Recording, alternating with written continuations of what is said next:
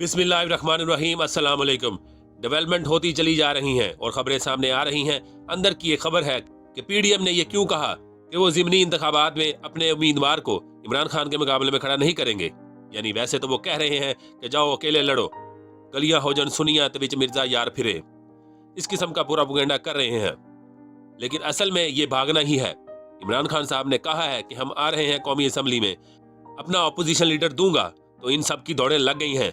उन तमाम 35 लोगों के इस्तीफे मंजूर कर लिए हैं जिनमें से कोई एक भी अपोजिशन लीडर बन सकता था या पीडीएम हुकूमत के लिए मुश्किलात पैदा कर सकता था। उन्होंने शॉर्टलिस्ट किया और 35 बंदे फारग कर दिए। 80 के करीब बंदे अभी भी पाकिस्तान तहरीक इंसाफ के बाकी हैं, तो अपोजिशन लीडर तो अभी भी उनकी जमात का ही बनेगा। अब वो जा रहे हैं और स्पीकर से कहेंगे कि हमारा अपोजिशन लीडर बनाएं। स्पीकर के पास दो ऑप्शन है। स्पीकर को 60 से 65 इस्तीफे मजीद मंजूर करने पड़ेंगे या फिर पाकिस्तान तहरीक इंसाफ के किसी मेंबर को अपोजिशन लीडर कबूल करना पड़ेगा। तो राजा रियाज तो नहीं बचेगा, वो तो फारिग हो जाएगा।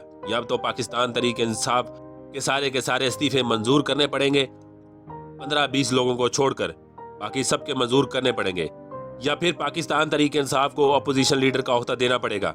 इन दोनों में से एक काम तो करना पड़ेगा। अब पीडीएम क्या काम करती है ये तो देखते हैं। अब ये जो नारा लगाया जा रहा है कि इमरान खान के मुकाबले में कोई भी उम्मीदवार खड़ा नहीं हो रहा या हम नहीं खड़ा कर रहे, तो इस सब की असल कहानी क्या है? ये जो 35 सीटें हैं इनमें 2 खवातीन की हैं, एक आलिया हमजा साहिबा की है और दूसरी कवल शोजब साहिबा की है। इन दोनों खवातीन ने पीडीएम को बहुत ज्यादा मुसीबत डाली हुई है।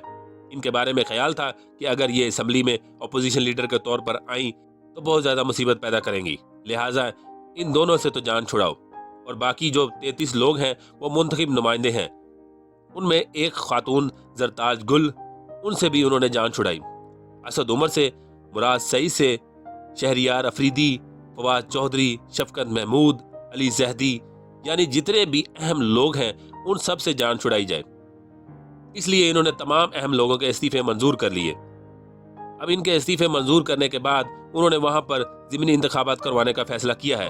तो पीडीएम को उम्मीदवार नहीं मिल रहे कि पीडीएम के जितने पोटेंशियल कैंडिडेट हैं उन्होंने इलेक्शन लड़ने से इनकार कर दिया है, क्योंकि इंतखाबात आगे करीब आ रहे हैं और मुश्तरका उम्मीदवार देने का नुकसान हो सकता है, क्योंकि आने वाले दिनों में तमाम पार्टीज ने अपना अपना इलेक्शन लड़ना है। पीपल्स पार्टी, नून लीग, ANP, JUI, फे ने सब ने अपने अपने उम्मीदवार खड़े करने हैं। अगर इस वक्त वो अपना उम्मीदवार खड़ा करेंगे तो इसका फायदा अगले इलेक्शन में उस उम्मीदवार को हो सकता है। और दूसरी बात ये कि उम्मीदवारों ने खुद ये कह दिया है कि हम क्यों इतना पैसा लगाएं, यानी ये गैर यकीनी सूरत हाल है। हमें नहीं पता कि आप ये जो ज़िमनी इलेक्शन करवा रहे हैं, अगर ये इलेक्शन होते हैं, अव्वल तो शायद ये इलेक्शन हो ही ना, और अगर ये 33 सीटों पर इलेक्शन हो जाते हैं तो इन हलकों में जो पीडीएम के उम्मीदवार खड़े होंगे उन सबको ये है कि उनको मुकाबला इमरान खान साहब से करना पड़ेगा। और इमरान खान साहब के जीतने के शरह 80% है। अगर वो 80% जीत जाते हैं तो उनमें से ज्यादातर तो हार जाएंगे। तो हारने के लिए तो कोई इलेक्शन नहीं लड़ता। इससे पहले इन्होंने चुन के नशिस्तें निकाली थी जिस पर पाकिस्तान तहरीक इंसाफ बहुत ज्यादा कमजोर थी, लेकिन उसके बावजूद इमरान खान साहब ने वहां से 80% नताज दिए थे। अब तो वो नशिस्तें निकाली हैं जहां पर पाकिस्तान तहरीक इंसाफ बहुत सारी नशिस्तों पर मजबूत है। तो इमरान खान साहब को यहाँ पर कैसे हराएंगे? नंबर 1, उम्मीदवार इमरान खान साहब का मुकाबला करने से घबरा रहे हैं। नंबर 2, उनके दिमाग में है कि अगर हम MNA बन जाते हैं, फर्ज करें अगर किसी ने इमरान खान को हरा दिया और MNA बन भी गया, धांधली हो गई और इमरान खान साहब हार गए, तो वो कितने अरसे के लिए MNA बनेगा? ये सवाल उसके दिमाग में है। 10 दिन के लिए, 15 दिन के लिए, 50 दिन के लिए, ज्यादा से ज्यादा 2 या 3 महीने के लिए, इससे ज्यादा तो नहीं हो सकता। अब 3 महीने के लिए MNA बनने के लिए अगर कोई शख्स इतना पैसा लगाएगा जितना पैसा एक इलेक्शन के ऊपर लग जाता है, तो इसका जवाब भी मनफी में आया है। एक तो गैर यकीनी सूरत हाल के अंदर कोई इलेक्शन लड़ना नहीं चाहता, दूसरा कोई इलेक्शन के ऊपर इतना पैसा लगाना नहीं चाहता, तीसरा कोई अपने पॉलिटिकल रिकॉर्ड को खराब नहीं करना चाहता, चौथा इमरान खान साहब का मुकाबला करने से भी घबरा रहे हैं। तो अब इसका हल उन्होंने ये निकाला, क्योंकि पिछली मर्तबा जो इनको मार पड़ी थी, चुन के इन्होंने 11 नशिस्तें निकाली थी, उसमें इनको जो बेहतरीन मार पड़ी है, उसके बाद उम्मीदवारों ने लड़ने से इनकार कर दिया है। अब पीडीएम ने बहाना ये निकाला कि हम तो मैदान खुला छोड़ रहे हैं। भाई, अगर आपने इलेक्शन करवा दिया है तो फिर इलेक्शन लड़ें। अगर आपने मैदान खुला ही छोड़ना है तो पंजाब और खैबर पख्तूनख्वा में इमरान खान साहब ने असम्बलियाँ तहलील कर दी हैं।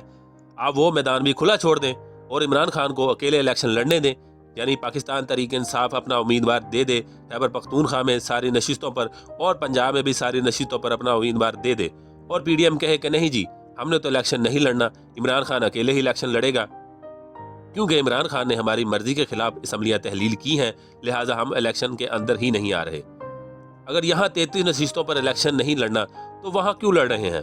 बात यह है कि यहाँ ना लड़कर तो गुजारा हो जाएगा, लेकिन वहाँ लड़कर बेड़ा गर्क हो जाएगा, सियासत ही खत्म हो जाएगी, लिहाजा अब उनके उम्मीदवार नहीं हैं। तो उन्होंने बहाना लगा दिया है कि जनाब हम तो इलेक्शन लड़ना ही नहीं चाह रहे।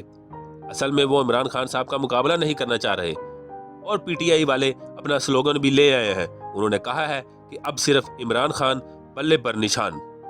दूसरी जानिब इमरान खान साहब ये बार बार कह रहे हैं कि अप्रैल में इलेक्शन होने जा रहा है, और उन्होंने कहा है कि अप्रैल में हुकूमत इलेक्शन करवाने पर मजबूर हो जाएगी।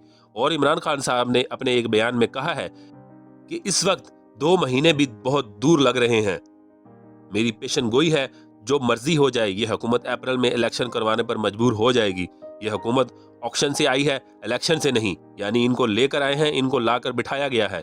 अब इमरान खान साहब ने मैदान में उतरने का फैसला कर लिया है। डॉक्टर्स के मुताबिक उनका आखिरी प्लस्तर जो बचा है वो उसको भी उतार देंगे, और उसके बाद इमरान खान साहब वॉक करना शुरू कर देंगे, और फिर वो मैदान में उतरेंगे और इनका मुकाबला करेंगे। गवर्नर खैबर पख्तूनख्वा के पास असम्बली तहलील करने की जो समरी आई थी उस पर उन्होंने दस्तखत कर दिए हैं। लिहाजा अब पंजाब और खैबर पख्तूनख्वा में आईने पाकिस्तान के मुताबिक 90 दिन के अंदर अंदर इंतखाबात करवाने होंगे। ये इंतखाबात रमजान मुबारक में भी हो सकते हैं और छोटी ईद के बाद भी हो सकते हैं। इलेक्शन कमीशन ने इंतखाबात की तैयारियां शुरू कर दी हैं। एक बड़ा प्रॉब्लम यह है कि नून लीग और पीपल्स पार्टी के MNAs ये कह रहे हैं कि जनाब हम इलेक्शन लड़ना चाहते हैं, हमें अपने MPs के साथ मिलकर इलेक्शन लड़ना है। मिसाल के तौर पर एक हल्के की आबादी है 15 लाख और वहां पर इलेक्शन होने जा रहा है। अब 15 लाख की आबादी पर 3 लोग मिलकर पैसा लगाते हैं, 2 MPs और 1 MNA। लेकिन अगर 2 MPs अपना अपना इलेक्शन लड़कर निकल जाते हैं तो फिर बाद में जो MNA अकेला आता है इलेक्शन लड़ने के लिए तो उसे 3 बंदों का पैसा अकेले को लगाना पड़ता है। तो इस तरह MNAs पर बोझ बहुत ज्यादा बढ़ जाएगा। वो इस वक्त डरे हुए हैं। वो कहते हैं कि जी अगर इलेक्शन करवाना है तो फिर इकट्ठा ही करवा दें, अलग अलग ना करवाएं। अब इंतखाबात रोकने के 2 ही तरीके बाकी हैं। नंबर 1, खुदा न खास्ता बहुत बड़ा कोई हादसा हो जाए, किसी बड़े लीडर के ऊपर हमला हो जाए, दहशतगर्दी का कोई बहुत बड़ा वाकया हो जाए, या इस तरह की सूरत हाल बन जाए कि किसी हादसे की वजह से इंतखाबात मुलतवी होते चले जाएं। और दूसरी ये कि मुल्क में माशी इमरजेंसी लगा दी जाए और इसकी आड़ में इंतखाबात मुलतवी कर दिए जाएं। लेकिन इन दोनों सूरतों में पाकिस्तान की इस्टेब्लिशमेंट के ऊपर इल्ज़ाम आएगा। तहफ़्फ़ुज़ की जिम्मेदारी पाकिस्तान की इस्टेब्लिशमेंट की, कानून नाफिज करने वाले इदारों की है। इदारों को चुकन्ना रहना होगा, उन्हें हालात पर कंट्रोल रखना होगा।